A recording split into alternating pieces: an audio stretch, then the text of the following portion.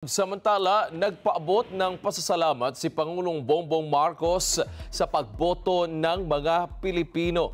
Kunin natin ang detalye kay Eden Suarez Santos. Eden.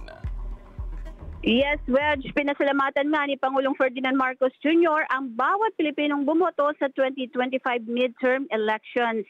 Sinabi ng Pangulo sa kanyang pahayag na bumalik muli ang demokrasya sa katatapos na mapayapa, maayos at may dignidad na halalan. Anya, ito rin ay pagdiriwang ng nagpapatuloy at panawagan na kumilos sa mga tunay na hamon na kinakaharap ng mga Pilipino. Dagdag pa ni PBBM na ang mga Pilipino ay naghalal ng mga pinuno na makikinig at kikilos sa iba't ibang isyong dapat harapin gaya ng inflation, trabaho, katiwalian at sa iba't ibang isyong dapat tugunan.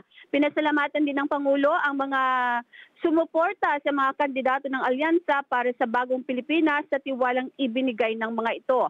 5 sa mga kandidato ng alyansa ang nanalo or pasok sa 12 kailangang senador para sa katatapos na halalan. Maaring hindi anya naipanalo ang lahat ng kanilang kandidato, subalit patuloy ang gawain at misyon ng mga ito. Idiniin pa ng Pangulo na sa mga hindi nanalo ay lubos na iginagalang ang kanilang katapangan na manindigan para sa serbisyo publiko.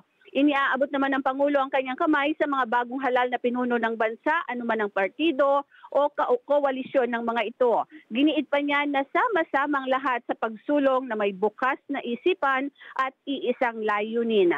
Para sa mata ng halalan 2025, Eden Santos, matatag, matapang, matapat.